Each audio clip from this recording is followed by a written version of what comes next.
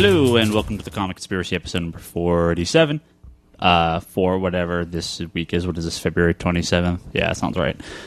Hey, my name is Ryan Higgins. We're here to record an episode of the Comic Conspiracy. No Brock this week. Brock is off in... Well, actually, I think he's on his way back. I think he's coming back tonight. But he should be flying over the great state of Texas right now on his way home. But we have a couple guys we have on here numerous times, including our... Toby. At this point, just Toby. You're a regular. You here every week, so you're fine. Mostly a regular, but not entirely. I pretend to be a regular. Yeah, you're almost a regular. Charlie. Who are you, Charlie? And yes, I'm Charlie. A longtime customer, good friend, and the owner of Comics and Is it just comicsanddekind.com, right? Yeah, That's Comics and Dekind. Dekind is like, in Hawaii, it's like, oh, Dekind. It's pigeon for the stuff and shit and stuff like that. Right. Omar. Hey, what's up? Bigo. What's happening, Omar? Yes, y'all. Chilling. Omar is here to talk some stuff. Omar and Toby both went to the ImageCon this last weekend. Yeah. Image Expo. Hell yeah. A bunch of stuff to talk about, but Omar, why don't you start us off here? You're a comic book fan. Oh, yeah. Nice. What's your secret origin, as we like to say? Where did you start? Secret origin. What was your first book? Kind of when did you get into it? Did you come in from the movies, TV shows, cartoons? Just tell us everything, whatever you want. Let's hear it. Yeah. All right. So I was born a nerd. I'm of Japanese, Hawaiian descent. My dad's were you born here, or were you in Japan? Oh, no, I was born Hawaii? here. Okay, but, I was born here. So Bay Area. Yeah, Bay Area. Okay. Actually, yeah, SF product, born and raised. One of the rarities. But gosh, as a kid, all I can remember doing with my two brothers is just playing Transformers, G.I. Joe, looking through my brother's beautiful comic book collection because he was like a year and a half, 2 years older than me. And he was just a hustler ever since he was like 5 years old. He always found a way to make money and to get comic books. And we were pretty spoiled, so we got pretty much whatever we wanted, especially when we went to Kaiser. We used to have the spinner racks, and we'd just be able to pull like 3 or 4 comic books from there. Nice. So it was like mid-'80s or so, somewhere in that range, early 80s? I'd say like early 80s. Okay. But my brother had a lot of stuff from the 70s, too, because he got to go over to our neighbor's house, my neighbor Mark, and he used to get hand-me-downs or, comics that were not like in the best shape or grade. I didn't know what that shit was. Sure, I just knew that it was a cool-ass book with Spider-Man. Sure. Or other, X-Men or Marvel characters. Yeah. I mean, the same old story. I grew up on Marvel, and then I got older, got into girls, and then I came back to comics, and I'm a DC guy now. But see, now I don't know why, but I never got out of comics. Maybe that says something about me, but because I think I started a little bit late too. I wasn't like 10 or 11 by the time I really started reading comics, which I think a lot of people start a little younger than that. So maybe I kind of. I didn't have that get out of book area. But so when did you kind of come back? I think I came back, gosh, it must have been 2004. Okay. I was in the city. I was just picking up trades. How long would you say you were out? I was out for, most of the Chromium cover, all that kind of stuff. I think when Valiant went down, when Image. Typical kind of you're in middle school, high school, stop reading. Yeah, totally. Well, you start getting disposable income and you start buying again. And I think the more we talk about it and saying we never stopped, actually, I did always continue reading, but I was reading other stuff. I was reading a lot of manhua, a lot of Chinese, what is Chinese, like Chinese manga. To this day, the stuff that just blows me away is Ling Xing Ma, all of his, Blood Sword, which is a huge following, in China and all of Asia, and the Philippines. A lot of Tony Wong stuff, which he actually eventually started doing some stuff in America. But, obviously he takes just too much time with his airbrush artwork and writing. I think there was a Batman, a Batman book that he did. I forget what it was about, but you're half Japanese. Did you ever get into manga at all? I did. Okay. I got more into manga just to read so that I can learn how to read. That was probably maybe about 7 years ago. To learn Japanese? Yeah, to learn Japanese. Okay. At the time, my girlfriend was actually like a Japanese fob. So, sorry. Hope you didn't hear that, Nerdco. Well, cool. So what's your site? What do you guys do there? You've been neglecting it a little bit, but we'll get into that. Yeah, just a little bit. We'll get into that later. Yeah, but we'll talk about that more. What's your site? So it's Comics and Dekind. I've been a blogger, since maybe like 2000, 2005, 2006. I got into a lot of, you know how everyone gets their little online persona. I used to go like on Asian Avenue, Black Planet, and other dating sites like Yelp. And I used to just be like this personality. And then eventually I brought it over to the social side, met people, started getting a little bit of a following, realized, oh, wow, I love writing. I love talking about my experiences. I love talking about local stuff. And then eventually, I started writing about comic books, which on Yelp, no one really did. And once I started doing that... Like Yelp? Like Yelp. The review site? Yelp, yeah, the review site. So I started... they do comics. I thought it was just like locations. Well, they do have locations, but sometimes, a lot of the older Yelp, Yelp writers or reviewers or elite writers and whatnot would write about random stuff, write about their favorite toilet to shit at in San Francisco, or their favorite, sandwich place that, no one knows about. Or I actually, this is something I've thought about doing for a long time now. I feel like I mentioned this on here. I've decided that my goal in life is to create a Yelp for bathrooms in restaurants. That'd be a great idea. I really think this is something that's a neglected part of the internet. Absolutely. Rate the I like bathrooms. the closed ones.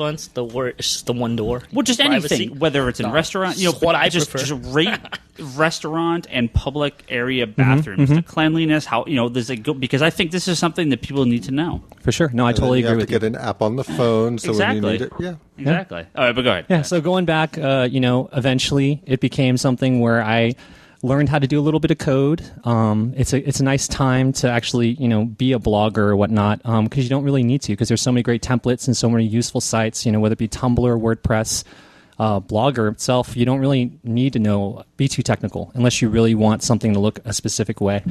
I was just writing about different experiences. I went to WonderCon for the first time. I think it was like maybe 2007 or 2008. Was that your first con? Yeah, that was my first, what I thought was a big con. Real con. Yeah, real con. Because, I've always gone to, the San Jose shows or the local, the Bay Fairs. Yeah, all that kind of stuff. I've always done that since I was a kid. Except for that gap where, of course, I was more into girls, so... Now, what was the first book you read? That's kind of something we always bring up. Do you remember your first comic that you read that kind of imprinted you? Do you remember, or...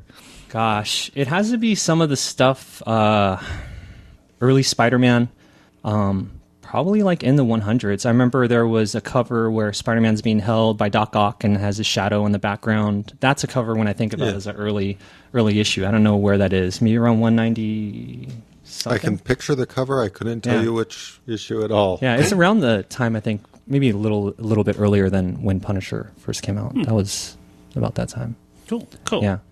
When you kind of came back in, what were you reading? Because obviously, by the time you hit the early half of the 2000s, the comic industry was way different than it was in the early mid-90s. Yeah. It's a very different industry. The variant covers were gone. Well, the chromium covers were gone. Image was dead. Already not a thing at this point. You already had, at that point, you would have already had the collapse of Wildstorm and certainly, and almost the start of kind of the Dan Didio run of DC Comics, and Joe Quesada had already been there for a few years. So what were you kind of reading at that point? Anything particular? The point that, the one thing that stayed the same was Jim Lee. He was there. Yeah. Obviously, jumped on Hush, got on that. I was all over it. I was blown away. Yeah, and I totally, I've always been into Batman, whether it be Super Friends cartoons or, all the incredible, toys. What was the name of the toys again? There was a toy line, Superpowers, I think. Yeah. Superpowers. Yeah, so I was always into that stuff. And then, Bendis was introduced to Bendis through, was it, we were just talking about this, actually. Ultimate Spidey? Not Ultimate Spidey, no, it was for was that House Powers? of M. House of M. Yeah. A little later, huh? Yeah, that was way after later. he had taken over Avengers and had already been doing Ultimate Spidey for a long time. He's going to take over the X-Men. Well, maybe. That's rumor right now. Yeah. Cool. Yeah. Well, So that's my story. fun. And if you want to hear more, come to comicsinthekind.com. So what are you reading now? Now, I know you said you were big into Marvel, but you kind of got out of it. So you've been one of my patented DC converts. For sure. I think we're just stroking Ryan's ego. Yeah, we are. He's like, Omar more crossover, more switchovers. Omar has totally. He's told me multiple times, dude, you've converted me to DC, and I'm like, it's just what I do. I don't know why, but you just push Green Lantern on some people. You push even the pre-New 52 stuff. Sure. There was so much good stuff, and I know Yeah. you got big into the DC stuff recently. Yeah, so. I mean, I think without a doubt, it has to be just knowing what quality looks like and not just getting stuck in the same old shit and being packaged X-Men and Spider-Man stories just because you feel nostalgic about it and keep on continuing to collect because all of us by nature, us nerds, are just like so into having complete sets, being the completionist. Sure. Just letting go of that and just like really following the writers that I enjoy. I mean, definitely I'm still into the eye candy. I love a lot of, the art that I still see. It's difficult to read a book if the writing's really good and the art really sucks. So, mostly, I mean, big time, DC fan, obviously. But there are a lot of Marvel books that still, keep me around, especially, stuff done by Hickman, Brubaker. Fraction. Yeah, of course, Fraction too. And Rucka. Rucka, I never jumped on his Punisher. I Oh. never jumped on the last thing I think I read from Rucka was Batwoman when he left his Detective Comics, which was been like over a year and a half ago. Yeah, he was off doing Stumptown and Yeah. alike during that time. He left. I mean, he wasn't doing any comics for a while, other than Stumptown. He wasn't doing Marvel or DC for a while. So. Yeah, if I recall, they made a big deal about how he was pulling out of the big two and was only going to just for a do while. indie work, and then all of a sudden he's back and he's over at Marvel. Yeah, that's to be expected. Yeah.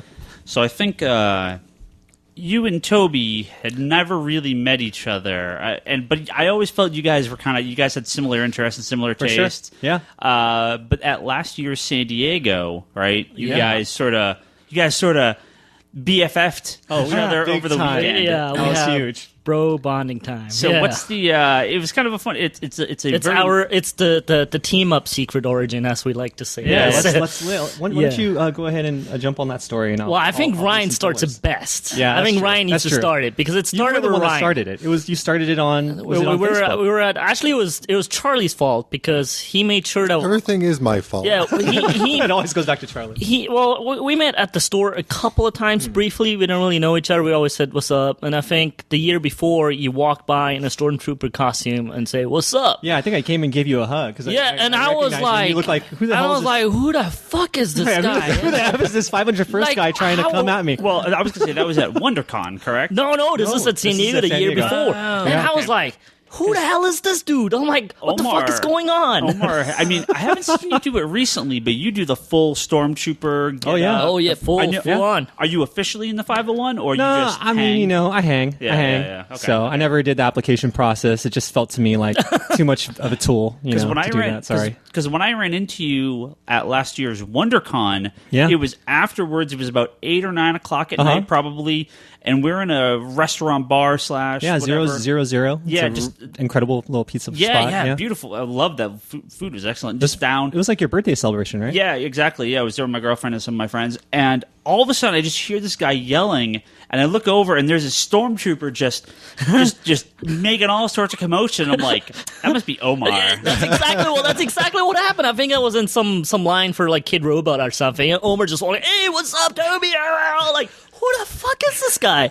And it happens quite a bit because there's some people I only talk on the phone with, and they recognize me. They were like, you Toby? I'm like, who the hell are you? I wouldn't know. But yeah, that's the first time we kind of met, or first couple of times. Sure.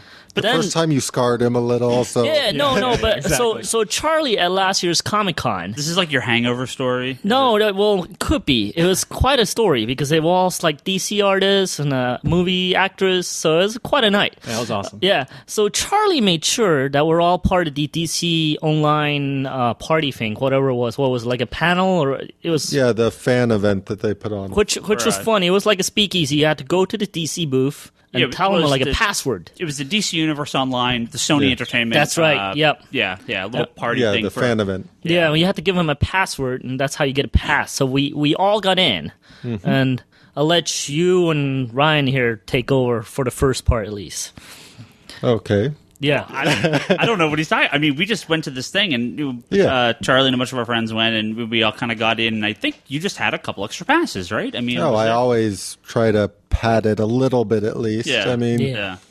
but no, it's a really good fan event they always put on. I mean, they premiere new game trailers and such like that, and They had the devs were there answering questions Yeah. about upcoming content changes. And Yeah, it was pretty fun. yeah. So Got a bunch of free swag. yeah, and who doesn't love free swag? And it's free food and drinks, and it's just a lot of fun. And Well, it's the free drinks that really caught my ear. Ice cream bar. Yeah. Ice cream bar. I was pretty much leaving as Toby was getting there this year. Yeah. And then I think we found Ryan. It was me and my buddy Nate. We found Ryan. Yeah. And we sat down, and then, if you want to take over, someone came. I don't remember this? I don't know the rest. I don't know. What am I missing? Yeah, I don't remember. So we sat down with you at the table. Yeah, I think Leanne kept like a hat for me. Yeah. And then I was texting Omar. Omar like, oh, where are you? I'm like, we're at the DC thing. And he goes, I'm coming. Okay. Right? He came, and Omar was like really happy. And he was a little faded maybe already, but you were super happy, Omar. Like, you came and you like hugged Ryan, you hugged us, and you were like, I'm so happy to be here, and this is so great. And this is while the panel is still going on, right? Yes, You're like, what's up? And I'm like, dude, look at who we met earlier, right? Or I think the night before, I think I ran into Andy Serkis. Like, he bumped into me, and I got to take a picture. So I like showed you the picture. He goes, this is so cool. And then I think at this point we were louder than the panel itself. Well, we were like, people around. Turning around. Well, the panel, they had these speakers set up that didn't work, so they had to go over the speakers in the ceiling or whatever, which sounded like shit, and you couldn't hear anything.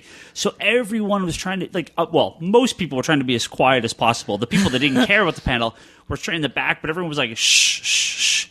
And then in comes Omar. Yeah. Yeah, so anyways, I mean, the first thing I do in any place I go straight to the bar. So I don't have a problem or anything, but I just like to drink. That's what I tell my friends. Well, I think we were quite loud, and people kept telling us to be quiet. But I think at one point they actually found it amusing. While we were talking, we were like totally nerding out while being drunk. So I think they actually found it amusing after a while. They just started laughing instead of pointing finger at us. When the whole thing was over, I think we had quite a few beers, and I think our friends left us at that point. I think, Ryan, you had to go with Leanne or something. You didn't want to come for the adventures, which is fine. Maybe next year, or this year, I mean. Yeah. So I think Omar saw a swimming pool and decided to go. You're going to really say this story? Oh, yeah, totally. I mean, we got to give Comedy Button a run for its money here, right? So Omar sees the swimming pool and goes, we got to go to the swimming pool. And it's like, when you're drunk, it's like the Oasis. The swimming pool is full of hot chicks, of course, right? Right? Absolutely full of hot chicks, right? Nothing else, just hot chicks, right? We're like, we have to go there, right? So as we kind of like... Well, this is outside of where they had the panel, right? Yes, Yeah. Right. It's at the hotel, right? So as Omar is trying to like climb over this like fence thingy, I'm like running, like trying to figure out a way to go to the swimming pool. At the table, like I guess there's a restaurant or something there. At the table, there's a full table of people eating, and there was Philip Tan, the Hawkman artist. Like is a dude I known for quite a bit, and we're friends and stuff. And he's like, Toby, what's up? And I'm like, holy fuck, Omar's already trying to climb the fence, and I was like, I have to rush it. And I'm like, hey, what's up, Philip, man? And he's like, man, I want to go to your premiere. I'm like, what premiere are you talking about? He goes, your movie. I was like, I'm not done yet. So I kept telling him, like, shooting this thing, I'm not done yet, and we kind of like, I was like, but now I gotta go. He's like, all right, yeah, I'll see you tomorrow. I'm like, sweet. So, and I think at that point, Omar figured a way to go to the swimming pool. My friend Nate just kind of had to just follow us. I think he was hoping nothing worse is going to happen. So we made it to the swimming pool. Of course, the swimming pool is not full of hot chicks, but instead of like underage kids and like old people, right? It was incredible. It was not as cool as we thought it was when we looked at it from far away, but as we got close, and I was like, Nate at this point was really worried. I'm like, are you guys really jumping into this pool still? Because Omar's about to start taking his clothes off. I'm like, no, I don't think it's happening. So Omar already is on the next spot. We're going to this spot. He like looks up something on his phone, right? We're like, all right, let's go do this thing. I'm like, oh, we're going to walk? No, we're not going to walk. We're just going to go take a cab. So we walked back through the hotel, said what's up to Philip again. And we got to the outside and we were waiting for a cab. Then there was this really beautiful Asian lady, like La Femme Nikita, right? Yes. So we're like, I think I was staring her butt. And then Nate had the courtesy of actually walking around to see who it was or how she would look like. Well, we didn't know who it was. It was Maggie Q. So I'm like, this guy, Omar, was like, who's she? I'm like, it's Maggie. But, be quiet, It's like, you gotta be cool, stop being a fanboy. And he was like, what's up, Maggie? Like, yeah, I just went up, introduced ourselves, and asked her equally hot friend to take a picture of us. Exactly. So, and then they had to go, which is cool. We invited them to come along, but they didn't want to party. So we made it to the next spot, which was like a Joe Matt spot, like the night before. I think you were trying to get into that place with Joe Matt or something like that, right? Yeah, and there we met this hot chick that worked for some video game company. And Omar was already like touching her. I'm like, oh, this is going to go bad because the boyfriend is right there. And then at first we thought it's like a made-up boyfriend, but it stands that it's actually really her boyfriend. It felt a little bad after that. No, she introduced us. He's a really nice guy. Yeah, no, they're a really cool couple, and they're good people, you know. Yeah, for sure. So, yeah. And I think, what did we went to a club and went to a speakeasy where I had to push the wall and see some password thing. And then we ended up at some other place, and I think eventually we lost you. Yeah, We're just I was done. I was in like auto mode. Yeah, I think eventually we kind of lost you, and we're like, okay, I think this is the night. And I think at this point it's like 2 o'clock or 3 o'clock. It might have been my birthday day too. Yeah. So, all right, me and my buddy Nate was like, I hope he's safe. We didn't hear from him. Figure he's all right. He could take care of himself. We start stumbling home, and I get a phone call like at 2 in the morning. I'm like, what the hell is going on? And it's Charlie over here. He's calling me at 2 in the morning. I'm like, Of course I am. I'm like, all right, I'm awake. I'm like, hey, Charlie, what's up? Overly happy. What he doesn't remember is I texted him first. Oh, I didn't know that. Texted him, and then he let me know he was awake, and then I called him. I did? I'll let you know? Yes. Oh, yes, I you didn't know did. that. I was very curious as to who would call me at 2 in the morning. Sadly, you were not a beautiful hot chick. No, I was not a beautiful hot chick. Yeah. Doesn't matter how drunk you are, I will never be a beautiful hot chick. Yeah. So Charlie calls me, and he goes, I'm in line. And I'm like, you are? Yep. And I was like, it's 2 in the morning, Charlie. And he's like, yes, I know. And what line was that, Charlie? That was the line for the Doctor Who event the next day at like 11, I want to say, or So this 12. was Saturday night, and so Sunday morning was Yeah, the Doctor Sunday Who morning was the Doctor Who panel. And No. you were not within the first 500 people in line at 2 No, a.m., you were right? like in the third line. Well, yeah, I was in the third line. I mean, So there's crazier people than us out there. Well, the thing is, like any line, the line grows as it gets closer to the time, just because one person turns into 2, the 2 people turn into 5. It's standard line fare. If there's one person in front of you, there's typically at least 10. Yeah. But so I actually had gone to the line at the Doctor Who thing because, unlike Toby and people smart enough to get hotels within walking distance of the con to stumble to, I wasn't that intelligent, but I had decided to stay out late that night partying with some other friends of mine. Yes. And when the party was over, I'm like, okay, I can either catch a cab back to my hotel, get a couple hours of sleep, and come back and get in the line, or I can just go get in the line and sleep on the ground. So that's what I did. So now I was like, well, it's Sunday, Charlie. I have to go home and pack. Well, the hotel, I mean. But I'll join you. I don't want to have you just wait alone by yourself in the middle of the night. So my plan was to go home and pack. Sadly, I had a few drinks, so I go home. I don't pack. I pass out. Of course, I'm like, I wake up when the morning sun starts hitting me, and I wake up in shock and go, crap! Charlie's still in line. I didn't go find him yet, right? I call him. I'm Charlie, where are you? And he goes, I'm still in line, but you better hurry. And I'm like, oh shit! I pack all my stuff really fast, and I literally run, and I think I missed the bus. So I ran around the block to hit the next bus, I cut it off, right? Yeah. So I made it to the bus, and the bus literally gets to the con. And I think luckily I got the wrong bus, so I actually got closer to where the line was supposed to be. I jumped out of the bus as I see Charlie walking in. So literally I'm sliding under the rope. I'm like, all right, I'm here, I made it. Yes. Yeah. Nice. So Yes, he knows how to cut it close. it was, really, really, really close. It was, pretty bad. But yeah, I made it, and Doctor Who was awesome. We have to convince Omar here to like it still, but that's all right. But that's how That's okay. I convinced you to like it. yeah, you have. It took a while. Yeah, it took a while. I might have to do the same thing that you did with me. See, I was overly in love with Rose, so maybe I have to do that with Omar too. See, introduce him to the women first, then you get hooked into everything else. Because for the longest time, I only watched the Hey, I Rose. did the same thing to you with Boston Legal a long time ago. You did that too. That was a fantastic show.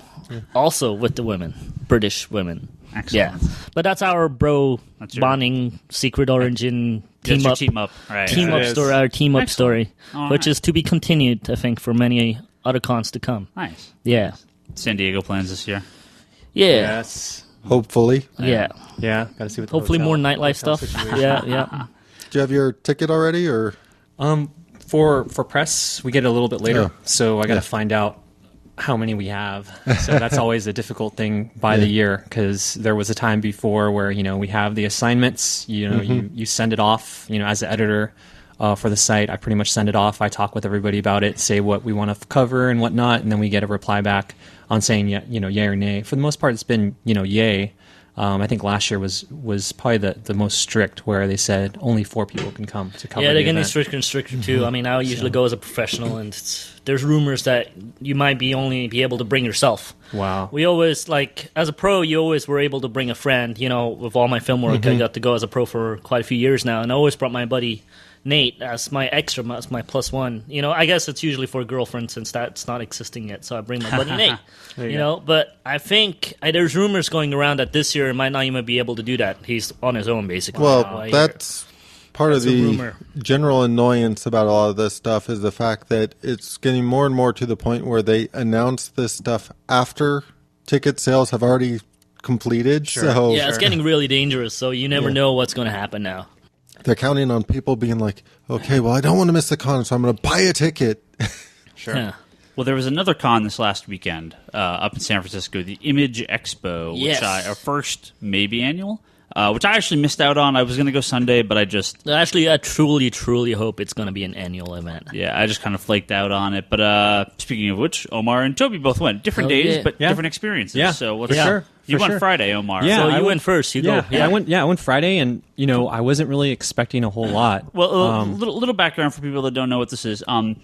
WonderCon, which is a con in San Francisco that's been here for many, many years, Yes. is going down to Anaheim this year. Yes. The guys from Image teamed up with a guy named Jimmy J, who does a lot of these conventions down in the South. I think he did Arizona Con or something like that. I didn't know Jimmy J made cons. Yeah. I he didn't does know. a lot of variant covers. He does all Yeah, I these, know like- who he is. Yeah. So this was a Jimmy J Con, and he got Image to sort of like sponsor it almost. I see, And so I see. Image was kind of like the headliner. So they actually have it in the Oakland Convention Center this year, which is where WonderCon used to be. So And SuperCon too. and SuperCon, right? Yeah, which became Big Wow. Right. Back before it moved down here. So Yeah. this is kind of we're filling in for WonderCon this year since San Francisco won't have one. Very different though. It wasn't from everything we heard even going in. It wasn't like WonderCon. It was a very smaller kind of less dealers. It seemed to be like Yeah. no cosplay stuff. Like that wasn't the focus. It was more just The about comics. Image and the comics, which is cool. Which is sort of like a bigger ape, but not as big as something like say WonderCon. Well, it's funny because I think size-wise it might have been smaller than Ape. But, Possibly. But Ape's gotten really big the last few yeah, years. it's gotten really big. But the alternative press expo. now in San my Francisco. big thing that I think is different from Ape and Image Expo is, at least with the Artist Alley and Image Expo, it's still amateurs for the most part. There's quite a few professionals in there. Will Spertasio's in there. Christina Strain, which I will talk about in a bit, and there's a couple others. But they all seem very comic book focused. Right. That's what they want to get into. That's what they're focusing on. They have their own indie comics out, their web comics out, whatever it is. They're very comic book oriented. At Ape, to me, I mean, like I said, I have my favorites like Brittany Lee, Genevieve Tsai, but at Ape, it seems like there's a bunch of art students from the Academy of Art just trying Yeah. to sell their art projects that they had to do in school. They're trying to make prints of something they already had to do for school anyways, and Yeah. I actually really dislike that. Yeah. So this seems like a step up for me. Yeah. And it's also a step up, not to badmouth Big Wow, but I think it's a big step up from Big Wow as well. Sure, Because sure. Big Wow seems almost like one of those mall conventions that you get sometimes. Remember back in the day, and when the middle of the mall also had a little comic thing with cards and a bunch of dealers. Now, the Image Expo to me seemed like more professional just because Image put their stamp on it. There's a good artist alley. And not a whole lot of dealers. Yeah, No yeah. disrespect to them. I'm This a wasn't little a tired for him. Well, this wasn't a dealer show. Yeah, exactly. I'm kind of tired of seeing all the guys trying to sell all the garage stuff, Right. Yeah, but I truly enjoyed the show, and I really liked it. They have really cool workshops that they did on Sunday, which I really wanted to make it to. I couldn't. It was my mom's birthday, but I really wanted to make it. It had some like one on John Hickman's a design workshop. They had the guy from Chew had a writing workshop. John Layman. Yeah. He had cool. and I forgot McFarlane had like how he picks. Silvestri how he picks talent. He's the guy that found Mike Choi, Michael Turner, guys like that. He had one, How Do I Talent, and I think even Todd McFarlane had some cool stuff. So I always feel like if you're successful, it's always good to give back to the community. And I feel like the Image Expo did it in such a way. It was more personal. It was more fundamental. It was actually more for the people rather than promoting. A lot of stuff is more promoting than it is actually helping people. I feel like they really are trying to help people. It's just my point of view on it. Yeah, because I just wasn't jazzed for it. I just didn't know a lot of people that were going to go. It seemed like kind of small, kind of last minute. Here's I the didn't thing. know what to expect. A lot of people didn't. So I hit up my friend Jenny, and she was like, I don't know. I was like, why didn't you have tables? She goes, I actually found out about it too late. Yeah. My buddy Lord down in LA, he did WonderCon for a couple of years now. And even he was like, you coming down to WonderCon? I'm like, I'm not so sure, but I definitely do Image Expo. And he was like, Image Expo, what's that? And I had to explain it. He had no idea. Very little publicity. A lot of artists don't know yet. So I think they'll be coming. And even like Christina Strange, she was on Twitter saying like it blew her away how much fun she had. She didn't expect this at all. So that's cool. I'm hoping for a lot of bigger things for this little like expo. Well, Omar, I mean, you went Friday, and something I thought was weird. It opened at like 3:00. I mean, I guess they let you guys in early. Yes. But open at 3 p.m. Yeah. And then it went to like 8 p.m. Those are really weird hours for sure. a con. So, I mean, it was. How was Friday? It was subdued. It was just like, it felt like for anybody, for me, everything that has been a con experience has been, be it WonderCon, Comic-Con, or just looking at, New York Comic-Con, hearing about Emerald City Con through friends and just watching what other people cover, whether I send writers out. And, for me, I expected Image Expo to be small, but I just didn't realize it was going to be that subdued. I walked through, and, you see all the creators, everyone there, and there was no lines for nothing. Sure, I got in there around 2:30, a little early, but I was able to seriously walk the floor and walk and have a few conversations with some of my favorite, creators, be it Jonathan Hickman, being able to bump into, Mr. Deadpool, Rob Liefeld, and, have that I mean, at what convention these days, like what official conventions, could you walk up to World Recruitment and go, can I have a picture of you, please? Yeah. Not at San Diego, not at WonderCon, No. none of those. Well, this is the concern, though, for me going forward is, while it may have been cool for the fans that went, did it make any sort of money, and would they ever do it again? Well, here's the thing, though. That's I mean, the problem. The ticket on Saturday was $25, Right, and way you expensive. can see the whole thing in about 2 hours, which is overly expensive, especially if you have to pay for parking as well. So a lot of people might be turned off on it. Yeah, so, you're not getting out of there for less than $40 or $50. No, so Sure. it is a very, very expensive investment to go just for a couple hours. But I really do hope that they hopefully can build on it. It's nowhere near perfect, obviously. I hope they can build on it and build it into something really nice. So what was going on Friday? What kind of would you go to any panels or just kind of Pretty much, I was cruising around. That whole experience in itself for me, I walked through with some of my writers and really good friends who have been in the whole comic industry and the comic experience, just being put back into it, but they never really saw like a small show before, and they're like, "Wow, this is incredible!" And to be able to kind of like see like Brian K. Vaughan and actually go over there and have a conversation with them and talk about how incredible, Why Last Man was. And Now, did he have a black guy before he met you?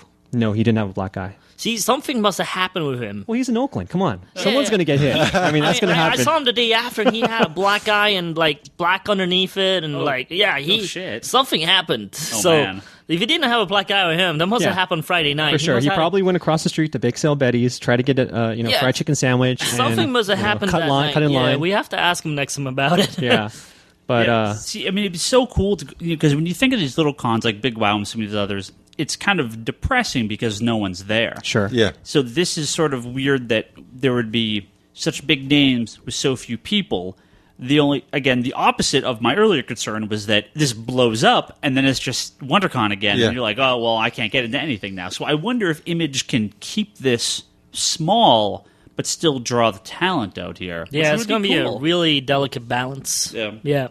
Well, sort of having been doing cons for far too long, and Toby's been doing cons for far too long, Yeah. cons have really only exploded to the point where they're at now over Real last 5 years? Yeah, 5-6 years. Before that, it was all cool and chill. I mean, Yeah, except for it's- Saturday at Comic-Con, but now it's all 5 days Well, bad. even WonderCon has it feels like it doubles every year for the last few years. Because, I mean, I started going to WonderCon 93, 94 when I first moved out here when it was still in Oakland. Yeah. I missed the first... I think I missed, like, maybe one there, and I missed, like, the first one in San Francisco. But even those first couple years in San Francisco, 2001, 2, 3, whatever, it was big, but it wasn't anything like it is now. Yeah. You know, even if the numbers aren't doubling every year, which I know they're nowhere near that, but it feels just so much crazier every year, like exponentially. Whereas even as early as 5-6 years ago, there's nothing Well, like I think it. what happened was Comic-Con was blowing up so much that they were trying to move some of it up to WonderCon. That's why. But I don't think this is not just here either. I mean, New York Comic Con's huge. You know, like Mid Ohio Con. MegaCon was 2 weekends ago. Yeah. I mean, everyone's telling me that they're just getting so much bigger, which I always find funny. Where the comic book sales don't match the people at the shows. Yeah. Which one of our longtime customers, Raphael, he has a great saying, which I may have said on here before. We've dubbed them the lampshade collectors.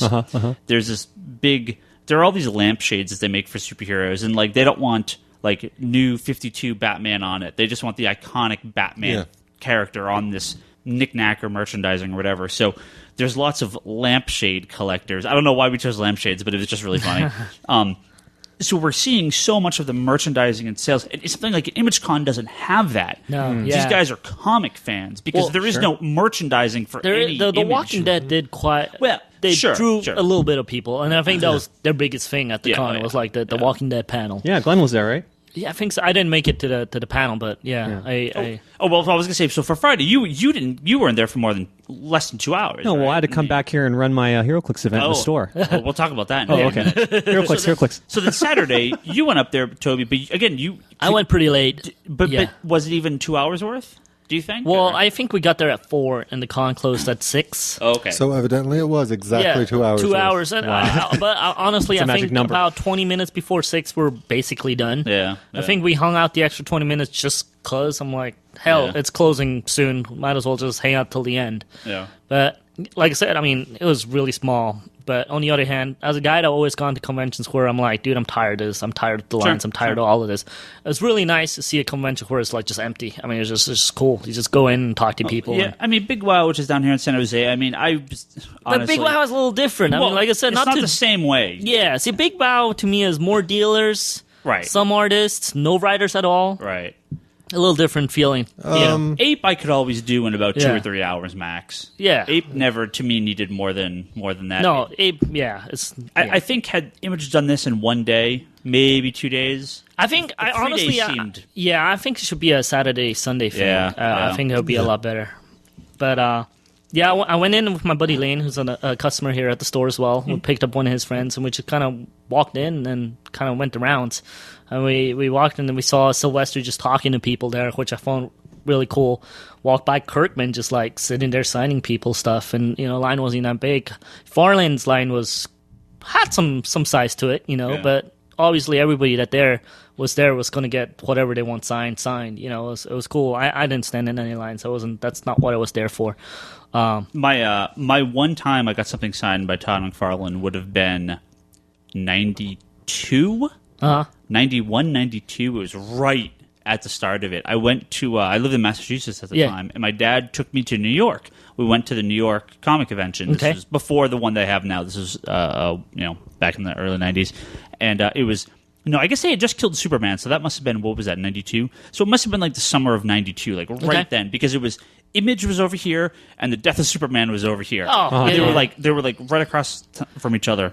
And McFarlane's line, it was like 4 hours long or something like that. Already back then, in 92 already? Oh, well, Spawn had just come out. Sure. Yeah, so huge. See, I came to the States in 95, and when Image was huge and Marvel had their Age of Apocalypse. That's where my very, very confused comic book state. But yeah, I mean, it's kind of, McFarlane, I wonder, like, I guess if he was at WonderCon, San Diego, I'm sure he'd have a huge line. But I mean, I could see him having a pretty big line still, even at WonderCon. Yeah. Still so his fan base. Pretty big fan base, yeah. But I walked around and went through all of Artist Alley just because I like to see what people are drawing and what people are trying to do. If there's any, like, special things out there. I always try to pick up the gems that people don't know of and stuff like that. And Will Spartasio was there. Always got to say what's up to that guy. His wife always was super nice, and she was kind of telling us how it was actually Robert Kirkman that actually tried to spearhead this Image Con, that he was really trying to get this going, that we should have an independent Expo and stuff like that. So it was kind of nice to hear kind of a little bit of the backstory in this, since Kirkman kind of took over as the Image guy. Yeah. Because he got put in as like an official founder now. So. Yeah. So I think he's like an official partner is what they call it. They still call the founders. He's like the official partner. Right, because I mean, Jim Lee doesn't have anything to do with it, no, obviously. and he didn't even show up, which would have been nice if he did, though. I don't know that he could. Yeah. Oh, that's true. DC might hold him back. Right. Yeah, it's so- maybe not him. It might be DC saying no. Yeah, which is too bad. With Jim Lee out, Kirkman's in, and you have your 7 still. So. That's true. Yeah. I didn't really pick up too much. I usually pick up a lot, which was my worry because I don't really have cash. But I picked up an awesome art book by Adrian Alfona, who did the original artwork for Runaways and stuff. Sure. And Cool. It was colored by Christina Strain, who I go to a lot because she colors a lot of Chris Sanders prints. She's awesome. She's an awesome girl. And the art book is fantastic. It was just, I was blown away page by page. I'm actually probably one of my, I have to say, with all the artists I collected, I have to say this is probably one of my favorite art books to date. Like still, I mean, out of everybody, it's just very unique, very special art book that I picked up. And I picked up a couple of Chris Sanders prints just because it's one of my favorite artists, the Lilo and Stitch guy. He did a How to Drain Your Dragon little print that was really cool. Cool. Yeah, cool. And no, it was just overall a really cool experience. I hope they can grow it and keep it up. And I really want to check out the workshops next year. Yeah, with no WonderCon, it's good at least something's up here this year. So, but so Omar, Friday, you had to leave a little early because you have been doing some HeroClix playing. Yeah. Quite a bit. My girlfriend almost broke up with me. Oh, Jesus. No, not that bad. For people that don't know what HeroClix is, why don't you give us a little background on what this game is, and then you could tell us your secret origin of HeroClix. Well, the funny thing is, all of a sudden this happened. This is pretty recent. When I knew him, he was not doing no HeroClix, and all of a sudden he's like every freaking day, he's like, Toby, could have come HeroClix. No, I do not. No, HeroClix is an awesome game. It's turn-based. Charlie, did you play Charlie? Charlie is my first friend in the past. that I know that play HeroClix. In fact, when I ran Legends, another store in the Bay Area, it was Charlie. That's how we met. He got in to organize the HeroClix in a gaming room, and that's kind of how we met, I think. Isn't it? Yeah, it just, my quote-unquote HeroClix origin story tied into me meeting Toby still amuses me to this day because, as Ryan can attest, I've been a big comic guy forever. Sure. I mean, I actually started shopping here around about the time Ryan started working here. Oh, that's incredible. Oh, wow. Yeah. And when I actually started working at Legends, was it 97? That early? Yeah. That's right. Yeah, we've known each other quite a bit now. You were here at that point? Was it that early? It was pretty much back then. I mean, that was back when Dave and I were working in the area. And oh, yeah. Yeah. Wow, it's a long time ago. Yeah, I don't think I knew you quite as much. I think it wasn't until Ken took over. I think it was maybe until about 2002 I knew you a little bit better. But yeah, wow, goddamn, that was a long time ago. That was already at Legends. Yeah. And it just was one of those things where I was always a comic guy. I always had my gaming group, and Legends was a comics and games store. And I just started going there to when there was a sale going on some HeroClix and stuff when they were going to be moving the store down the mall. So I went in there and I met the owner and I was looking at getting all these clicks and getting all excited and looking at his case. And he's like, well, I have a ton of stuff in the back. And I was like, oh, well, I'd love to look at that. And then he made me I don't remember how it came about exactly, but he basically made me an offer that if I would help restock the shelf with the stuff that wasn't out there and get prices on it, I could actually pick some pieces out to keep. I was like, hell yes. I'd love to cherry pick pieces I actually want compared to the random boosters. For sure. So I went through that box and it was a couple hours and whatnot. And then they did the move and I had some time to kill. And it was 2 weeks later. And again, he's like, yeah, if you want to restock the shelf. And so that was right around Christmas time. So at that time, he offered to actually let me come in and actually put in some hours during Christmas time. And I was like, sure, I'm not working right now. It was, it was pretty much in my .com had just died, so Yeah. I was out of work phase. Now, was I at there full time still, or did I come back for the Christmas season? Because for a while I actually lived in LA. I would just come back for Christmas seasons. No, you were there full time. Okay, then I think I left after maybe. I'm not sure. No, I think you were there. Oh, did I just come full-time. back from LA maybe? It's Maybe quite just possible. came back. But it was Well- really funny because Charlie was this odd guy that started showing up randomly to organize the HeroClix stuff. Yeah, but so it wasn't long after that the Christmas season ended, but a guy had moved on and was no longer working there, so they just let me take his spot, and I started working at Legends. Was still shopping here. I still bought all my comics here. So Toby knew that I wasn't buying comics there.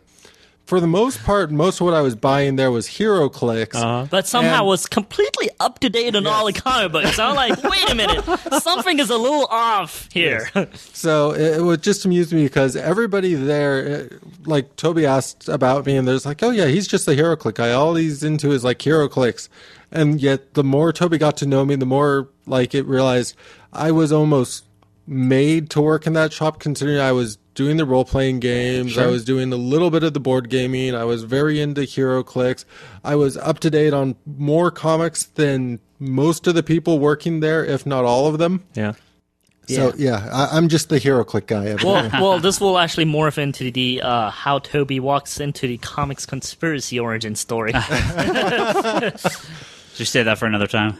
No, actually, it's pretty short. No, go for Yeah, it. it's pretty short because I realized that Charlie's obviously up on his comic books, and I kind of like took him to the side. Man, hey man, what the hell is going on? You obviously are up on your comic books. I don't see you reading them at the store, so you're not borrowing the books. How are you reading them? And he was like, well, it's kind of funny because I'm actually shopping at this other store that I'm loyal to, but I work here. I'm like, well, what is this other store? And I've been here, I think, once or twice before that. But, you know, since I worked at Legends, you know, I never had reasons to walk away. So Charlie was like, you should come with me. So I walk in here. The first thing I notice is, like, the second prints on the wall that I don't have. And I'm a big art guy. I'm like, and they're different covers back then. It was like, you know, it was like complete. I'm like, I have to have it. I have to have it. Why the hell am I buying books on another store? You know? So yeah, that kind of that was my first official comics conspiracy meetup, as I want to call it. I remember. Yeah, I was fairly amused, and I remember when Charlie told me, he was like, Ryan, I have to tell you something. I got a job. It's at Legends, which is the name of the store. And I'm like, yeah, that's fine. You know, I'll close your box and everything. And he's like, no, don't close up my box. I'm buying your books here. And I'm like, really? Like, that's cool. Like, yeah, it was really. Yeah, I think Charlie is very amused when I figured it all out, when I put all the pieces together, because Charlie never flat out told me. It was me literally figuring out, like, wait a minute, something is a little, you know, fishy here. You know, something is up. I'm still just amused by the fact that I was just the HeroClix guy.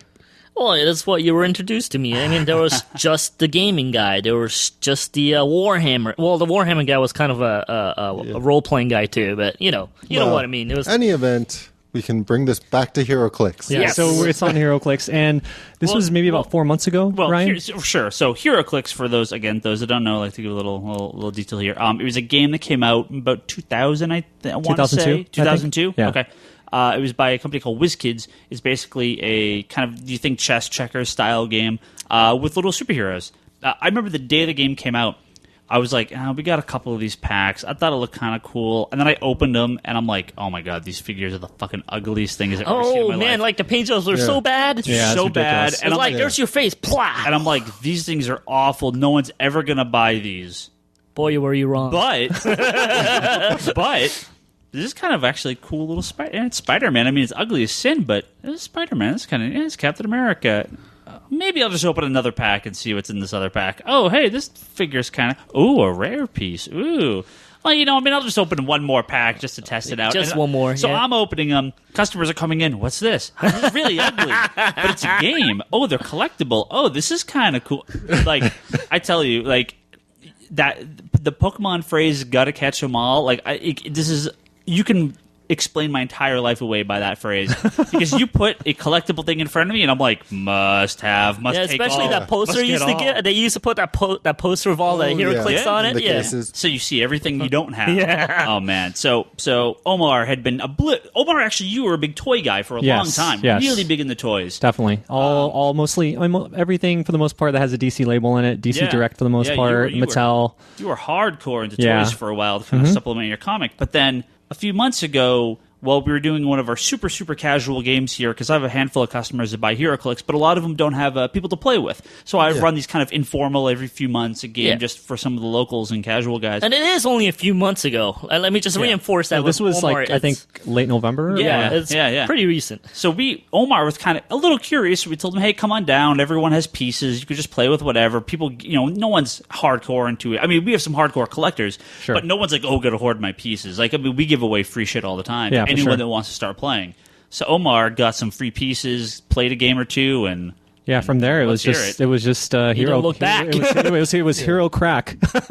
I mean, I left the store thanks to Gage, Scott, Bryce, and a few others. with a few packs that I didn't pay for. And I was just like, it's like $10 for like 5 pieces or something like that. It is like they kind of give you the first pieces for free. I had my first taste. My first taste, and then for me, I really don't like half stepping. As we it's like in the code of the streets. Keeping it urban here. This is an urban nerd thing here that we're bringing, right, bro? We're bringing it. Yeah.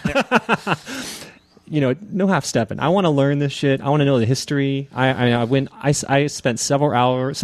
I guess the go-to site was HC Realms, where I heard I needed to go to and connect and meet up with some people. I would literally be on the site when I wake up, while I'm at work. I have like my 2 screens up.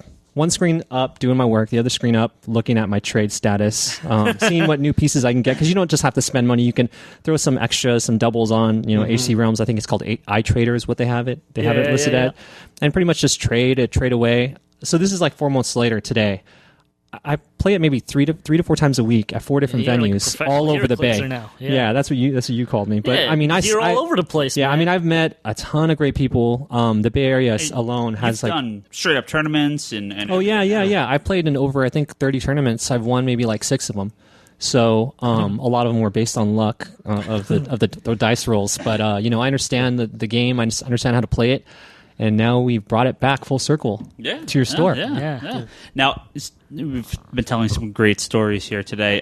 Toby has a great story about Here we like go. Day 2 of your HeroClix playing. And so I get a call or Toby comes into the store. I get a call. I don't remember what happened, but Toby's just like, dude, what did you do to Omar? Yeah, absolutely. Because, when we had our bro bonding time, I was like, Omar's my guy now. We're going to do all these conventions. We're going to do this. And to me, I me. I spent a lot of money on, action figures, comics, all the stuff around it. And, HeroClix is one thing I've been staying away from just because it's a pact I made. Yeah, it's a pact I made with myself going, this is not something I will get into. Occasionally, Charlie gives me a Batman just to tease me a little bit, but no. See, I got out. If I get out, anyone can get out. Yeah, well, I never got in. Here's the thing, right? I never got in. Yeah, even though Charlie teased me quite a few times, I have a Batman and a Nightwing and a Barbara at home, but that's as far as I go. I don't look at the dials, nothing. I don't want to know. So Omar calls me, and I think it was pretty late at night. He was like, come over. Come over for drinking and karaoke. Yeah, we got some karaoke, and we got some drinking on. Some friends are over, right? Go over there. And he's pretty smart about this, right? He hooks me in first. He goes, oh, here's a sake shot. Here's another sake shot. Oh, another. All right, now we're going to play a game. And I was like, well, what game would this be? He goes, I really got into HeroClix. Gage told me all about it. Scott told me all about it. I'm like, it wasn't just you and me playing, though. We had a few other people. So you had your normal friends, as I want to call them, there, too, right? So picture this. Omar is pretty wasted at this point. I'm getting there. His friends are kind of there, kind of not. So I'm telling myself, I'm like, fuck. he's bringing up HeroClix. I do not want to play this game, but there's no saying no to Omar at that state. It was like, you have to play it. You have to play it. He was like, here's your figures. He even built my team, and he tried to explain the rules to me. And it was the most bizarre rules you could ever imagine. He started showing off like pennies. You have to pennies put it next to the. You have to put it next to the character, and you have to do this, and you have to take a hit. Whatever rules he was explaining made no sense at all, right? Now, when they didn't make sense to me, I mean, plus I knew superheroes. Just imagine how much sense they made to his normal friends, right? I even have video of it because I think the girl was like, can we just play a normal game? I mean, she's like, you're like, no, we have to play with the superheroes, right? And you were explaining they were really trying to follow you, and they were like, we have to click this way, but not in certain situations, so you have to click the other way. And then what's super awesome, you have to read the cards, and you gave them like different cards not matching to the characters. So a whole lot more sense. That sounds about right. Yeah. It was a rather interesting night, and you would not stop. We had to play, like, I think 2 times, and we totally won because of the super rules that Omar made up. We totally, like it was me and Omar versus 2 normal friends, and they had no chance. It was like, first of all, based on Omar's rules, they were not going to have a chance anyways. Second of all, we know our superheroes, and they were, like, going to kick their ass no matter what. So, whatever sense, went out the window. And I was like, bloody hell, what happened to my friend Omar? So the next day I was like, Ryan, what did you do to him? He's like crazy. He's like HeroClix zombie now. It is one of those things just so addictive. In those early days, I can't even imagine now. I mean, I still look at the figures. I have a little small collection of them. Yeah. But, I mean, back in those early days, it was so addictive, and they were the ugliest thing, and the game was pretty crappy. Now it's like the sculpts are so much better. Sure. They go really deep into the different characters they use. It's fully supported. A new company bought them a few years ago. Really good support for tournaments and gameplay, and there's a really good scene for it now. It's become real popular again in the last few years. Yeah, it's pretty addictive. Well, that's the reason why I could always say no to it. I'm a big art guy. I'm a big action figure guy. They looked awful.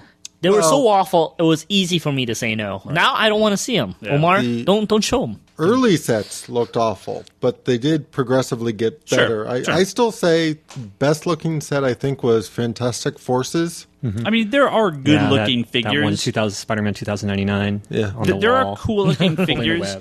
But when you start to have the one issue that they always have is where you have faces, like maskless faces. Yeah. They look awful even to this day. But there are some really cool figures. Have you even done like giant, like 2-scale Galactus figures? Oh, yeah. Just huge figures. There was like a Sinestro with like the big yellow. Remember I had to get that for Charlie. Yeah, I had to get that one of the cons for Charlie. So, I mean, they had a ton of really big figures. They had a Cthulhu once. They did like... that was for a different HeroClix. line. But that was a Clicks too, though, wasn't it? Yeah, but it was HeroClix. Yeah, but they expanded out to Marvel, to DC, IndieClix, HorrorClix, like Freddy, Jason, Aliens. Yeah. Can't you mix them if they're... Hey, they have Star Trek clicks now, too. Right, they have Star Trek. Something Lord for of the you, Rings. Ryan. They have Street Fighter HeroClix. No. Yes, they do. I should get you a starter pack. No. I got a Cammy sitting over there from my other guy, from Marshall. He got it in the I don't mail. want to see it. I think he got me the Gremlin pack, too. They do non-clicks as well now, so there's a Gremlin one that Toby has. See, I'm glad with that. I buy one, I'm good. Yeah. So, yeah, Omar, big in the HeroClix. So, yeah, I'm still saying no. I mean, I'll hang out with Charlie, are you coming back to it yet? See, it's not that I really left. It's that I look at the set list and go, ooh, lanterns. I must have the lanterns. Yeah, Well, I think you were here while I was working at Sunday, and I think Fire Marshal just walked in, and he started going through boxes, and you were just like, ooh, you just kind of sat down on the ground and like totally got into it. I can't not look at the pieces, but, I mean... To me, the Superman set, I already have some really nice looking Supermans. I don't need... I'm sort of a mix between the two. I like playing the game. Sure. And I was actually really excited when they were doing the computer HeroClix at first because I was like, this could be awesome. And then I saw how they implemented it and went, as awesome as it looks like it would be to play, if they can't let me import my own armies or anything, like if they had implemented that similar to like Skylanders or something where they just put a little chip in the base that you could sort of check in your team at the beginning, I would be totally into that. I'd be buying the new boosters now and playing online with people. So the online version, but you have to buy like a digital booster. Yes. And it's as expensive as retail. Yes. That's correct. And it's totally random what you get, Yes. right? So like that is way too expensive, and I just don't see people doing it. And that's sort of my point, is if they had figured out a way... See, this is kind of the way I look at it. I would happily pay a little extra money per booster. I mean, if they want to even make an extra $5 per booster, Well, I was even thinking to be able to do that, I would. you either put a code, even if it's for one figure inside the pack. Oh, this is a code for this one figure that you get. So every pack you buy, you get one figure for the digital game. Or do the digital game for like, $1 a figure, $5, $4.99 for a booster pack of 5 figures. I think that's reasonable. But yeah, having at 12 at $11.99, $12.99, whatever they charge for 5 figures, digital figures, that's ridiculous. That sounds really expensive. I don't see people playing it. I just will always have that kind of issue because, honestly speaking, I buy it for the two parts of me, the collector and the gamer. Uh-huh. Going with the digital, you're just buying it for the gamer, Right. and you're getting less technically. A lot less. Yeah. For sure. Yeah, I mean, a good amount of the gamers that I know and play with, on a weekly basis, 20 to 30 of them, they all agree for the most part. They're not really into the HCO, HeroClix Online, because of the fact that, first of all, it's not sexy, man. You don't have anything in your hand. You can't touch it. You can't see it, And again, the whole point of doing the blind pack still there, it's kind of senseless. So that's my 2 cents on the online one, is just figure out a way to let me import figures I buy. Yeah. Well, whatever figures come in the pack, even if they want to do like a full pack, they can do like, this is our random pack assortment, so here are the figures you get. Yeah, I don't see why they can't do something like that. Well, we're getting close to needing to wrap up this episode, but Omar, we do a little thing at the end of some episodes. Not every episode. We've been getting bad recently, but we try to do a random comic pick. I think Toby said he had something he wanted to talk about real quick. But Omar, what's a book you've read recently? Old, new, doesn't matter. Throw out a comic that you want some people to check out. Only because Jonathan Hickman is such a super cool guy. I'm going to pimp some of his stuff. Primarily FF, which is a title that has... Now, FF or Fantastic Four? FF. Okay. I'm talking about Power Pack on crack. See, okay. Okay. Say your piece. On the crack part, it's like, imagine Power Pack with Doctor Doom. Having Doctor Doom connected with Valeria and then just having all these Celestials come in and just destroy people is awesome. So, yeah. Plus, you got to hang out with him for a little bit at the Damage Expo. Yeah, he's a super, super cool guy. That's cool. Yeah, I mean, I've liked Fantastic Four. I think my only issue with FF... Now, I've said this the white costumes? Well, I don't really care about that too much. I've said this a lot, though, that usually I don't care about the art. That if it's good, cool, but if it's just kind of mediocre, I don't know what it is, but I just can't dig the artist in FF. I think it really takes away from the book, and I have a really hard time reading it because of that. No, the writing is good. The story is good. Yeah, I really, really like the stories in that one, too. Even though a lot of people, I think, were jumping off at that time. They should have jumped in. Well, launching it as like a power pack, basically a power pack series, is ballsy to all hell. But I just wish there was a different artist in that book because I don't like the style. But that aside, it's pretty cool. And FF and Fantastic Four tie in so well together. Certainly. You kind of do need to read both, or you should read both because they're so If you're only going to read one, I would actually go with the Fantastic Four. Yeah. No, I would too. I like but I think FF is a very bold book. It's not something I expected, and I think that's a good part of it. I just wish it had a different artist. Yeah, I think that's the thing too with Jonathan Hickman. He's like a total family guy. He always has some cool ass kid that you can imagine, like you being his son. Hey, that's for you, kid. That's similar to what Kirkman does. I mean, I think in Secret Warriors, they had that one kid, Ares' son. Oh yeah, yeah. I remember. Yeah. And then now having just it being the kids being at the center of the book is pretty definitely ballsy but dope. Yeah. Oh no, it's definitely a good book. That last issue of Fantastic Four with the whole stuff with Galactus. Oh, Toby, you wanted to pimp something. Yeah, what do you want to pimp? I promised Christina Strain that I will pimp her webcomic. Who's Christina Strain? Tell me about Christina is a very, very, very awesome colorist. Is she local or? I think she's LA based. I'm actually not 100% sure, but she I met her a few years ago. I forgot where. Maybe WonderCon, maybe San Diego. But her coloring is really, really unique. It's it's got kind of a lighter lighter take on things.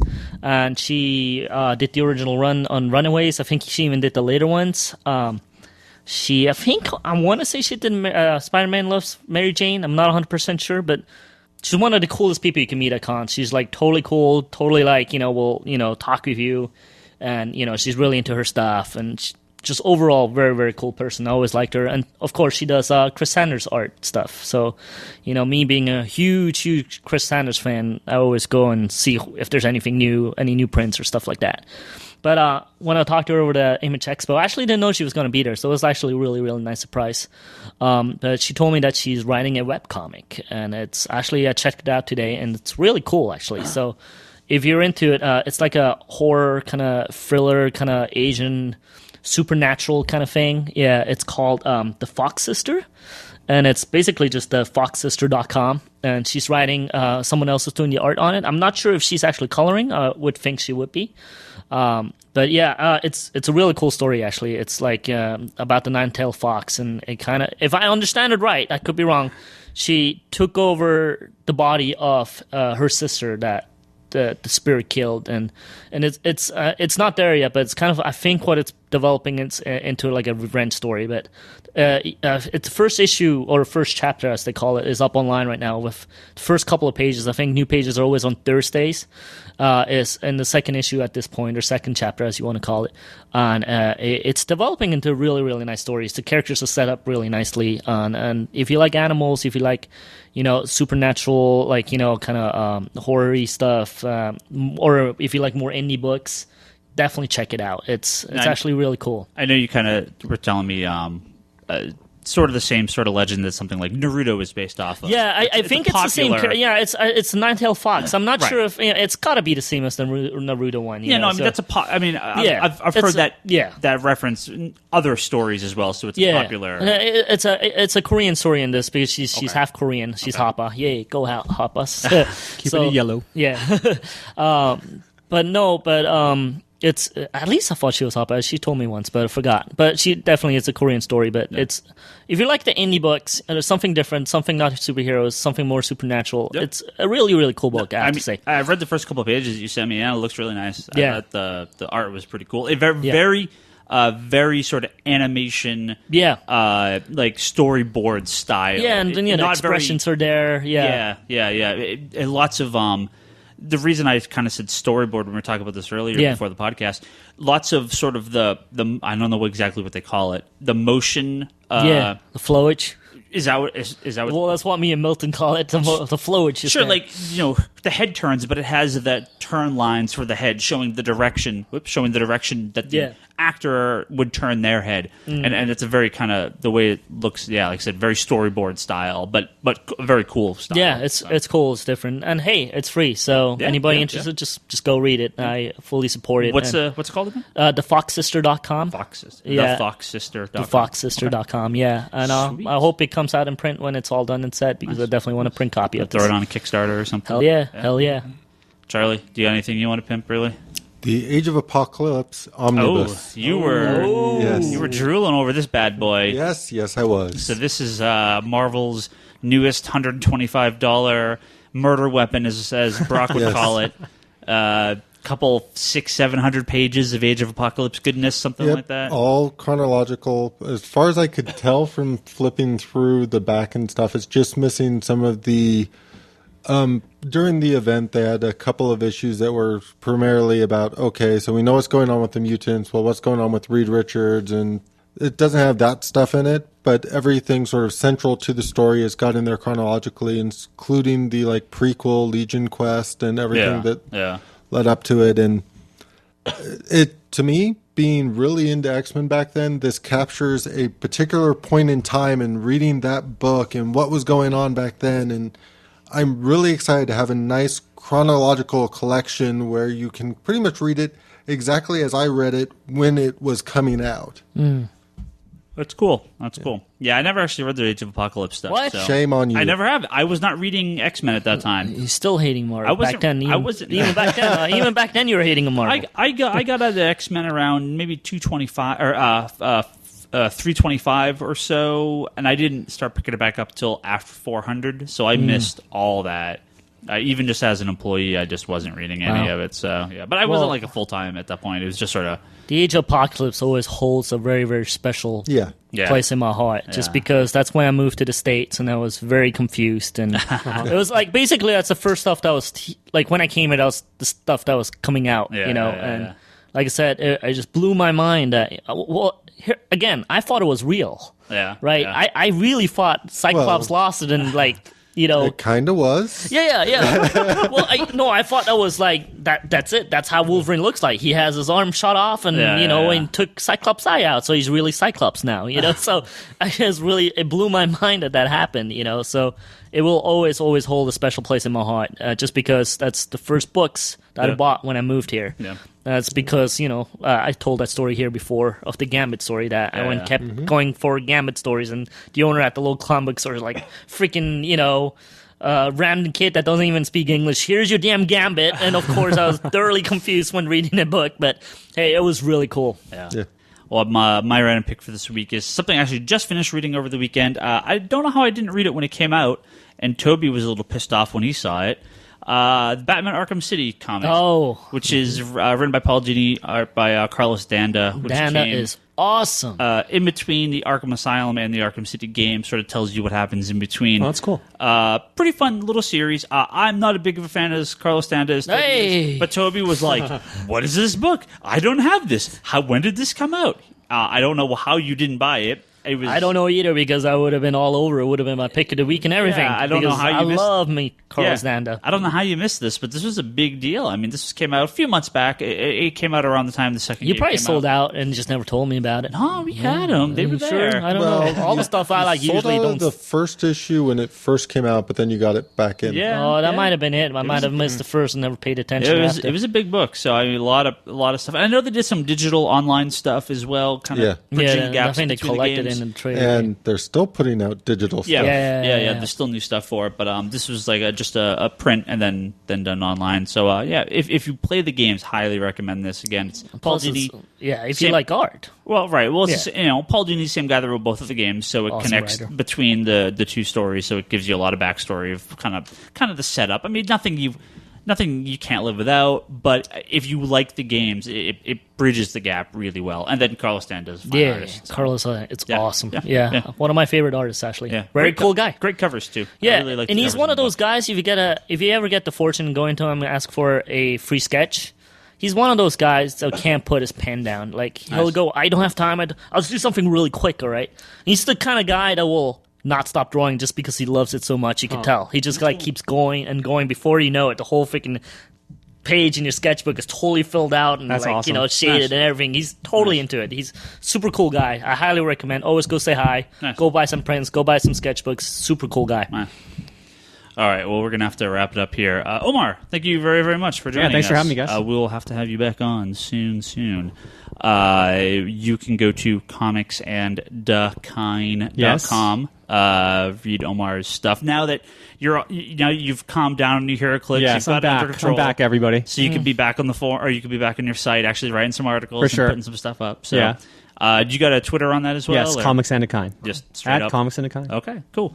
You can always follow all of us, Ryan Higgins, Insanity in Chaos is Charlie. And the Infinite Long Box. And all at the Infinite Long Box is up now, too. That's Charlie's other podcast. Nice. At Toby XI. That's Toby. Yeah. Go to forums.geekbox.net, which is where you can talk about this episode and all the other episodes. You can also go to www.geekbox.net or www.comicsconspiracy.biz. You could see all our previous episodes, download them all there. And follow Brock. Oh, yeah, you can follow Brock as well. He'll be back next week. Yay. At Brock Sager on Twitter. Also listen to the Geek Box, which is the other podcast that we record, as well as the Comedy Button. It's Ryan Scott and all those goofy guys up in Oakland recording that. I don't know.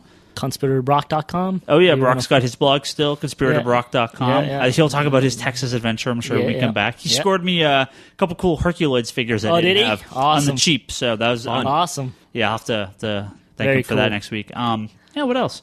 I'm sure I'm missing something. Digital.comicsconspiracy.biz. Absolutely. If you're a digital comic fan, go buy some comics on there. Yeah. They had a big JLA... missed at a Tower Babel? sale this weekend. Yeah. On all their digital comics. Did I miss it again? I missed it, huh?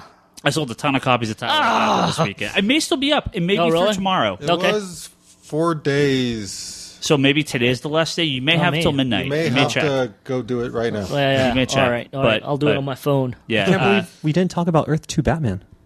We didn't talk any news Well, this week. yeah. We're going to do an extra long, all the bunch of crappy news next week. And Omar, we'll have you on again. So Sweet. we'll Yeah. have plenty of stuff to talk about. Cool. You'll get you back on here soon. Yeah, anything else? I think that's it. Yeah. We good? All right, we're just the point I need to cut it off. All So right. we will see everyone next week.